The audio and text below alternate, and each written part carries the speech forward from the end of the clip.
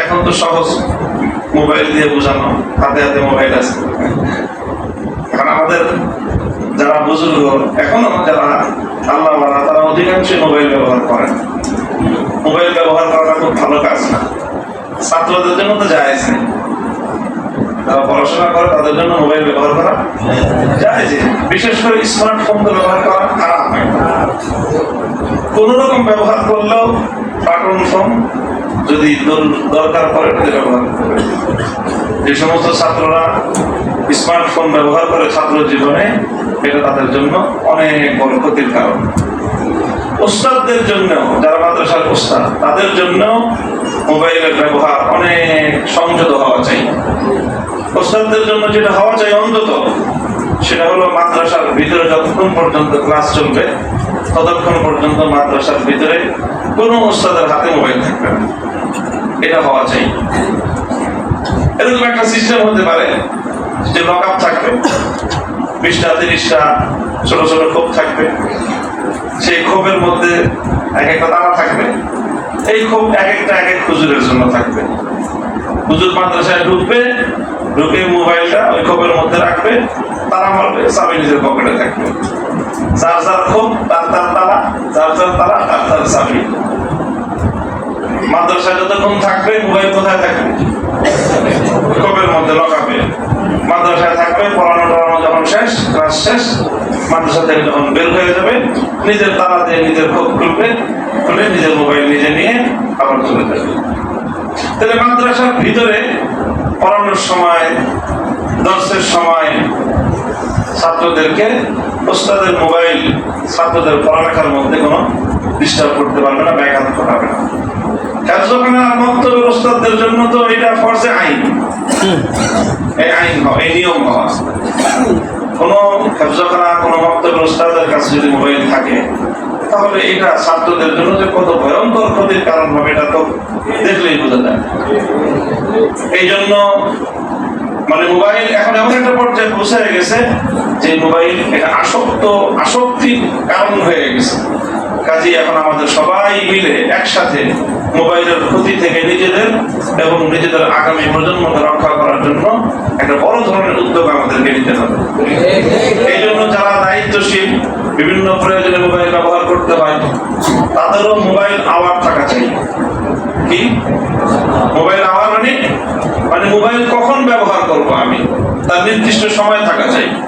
এরকম সকাল 8টা থেকে 9টা 1 ঘন্টা, আবার বিকাল 6টা থেকে বা 5টা থেকে 7টা, আসর থেকে মাগরিব মোবাইল, আবার রাত 10টা থেকে 10:30 আধা ঘন্টা। বাস, এর বাইরে সারা দুনিয়ার যত খোঁজ খবর আছে সব মোবাইলের মধ্যে মেসেজ এসে থাকবে।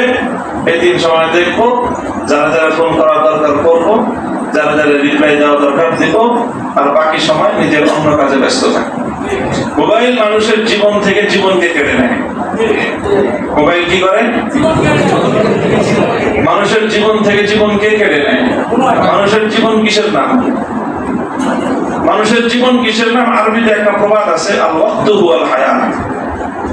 আল ওয়াক্তু, সময়ই জীবন। সময় কি? জীবন। জীবন আর কিছু না। আল্লাহ পাক আমাকে 60 বছর সময় দিয়েছেন, এটাই আমার জীবন। আল্লাহ আমাকে 70 বছর সময় দিয়েছেন, এটার নামই কি? জীবন। এই মোবাইল মানুষের অজান্তে মানুষের কাছ থেকে কি পরিমাণ সময় কেড়ে নেয়।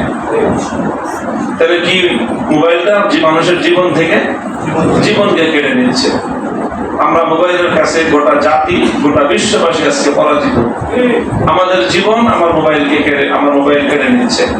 আমার সন্তান আমার কাছ থেকে সময় পাচ্ছে না, মোবাইল যে পরিমাণ সময় পাচ্ছে।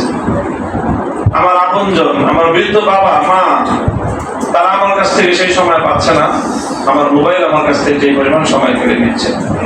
অথচ মোবাইলে খুব জরুরি কাজ খুব অল্প মানুষই করে। এই জন্য আমাদের গোটা সকলে মিলে একসাথে এখান থেকে বের হয়ে আসা কি করতে হবে? চেষ্টা করতে হবে।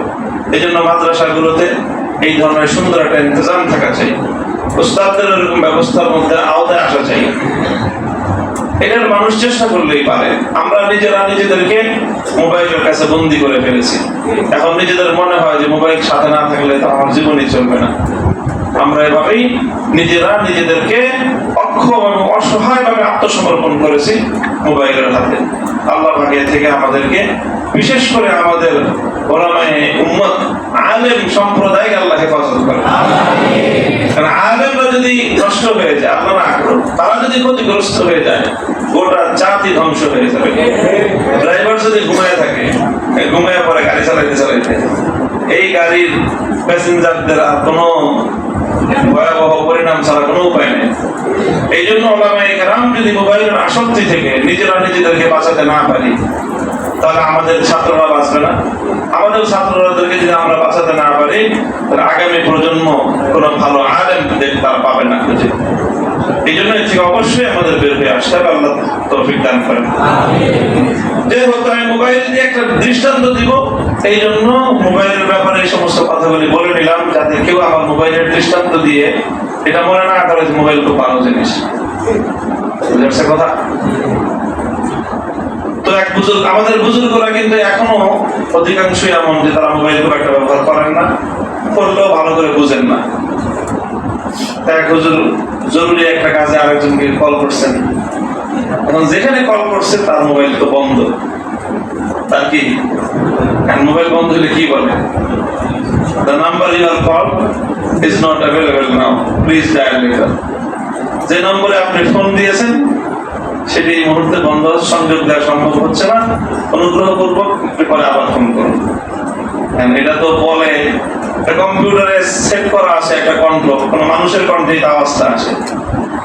আর অধিকাংশ অপারেটররা এটা পুরুষের কণ্ঠ দেয় না, জায়গা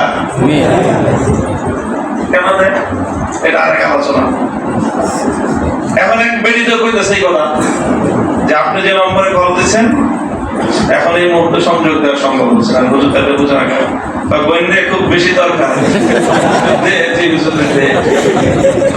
হুজুর যতই কয় আমার খুব বেশি দরকার, আমার খুব জরুরি কথা, তার জন্য দিয়ে তো বক করিস না।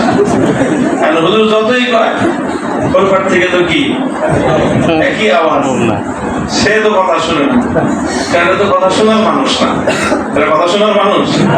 কম্পিউটার খালি বলার জন্যই, বলেই যাবে কথা, ঠিক কিনা? এখন এই হুজুর যতই কান্দাকাটি করা বলুক, এই বোনের যতই হাতে ধরুক পায়ে ধরুক, এই বোন কথা শুনবে? সেই বোন ওই পাশে কি করবে না, কোনো আওয়াজ পৌঁছাবে না।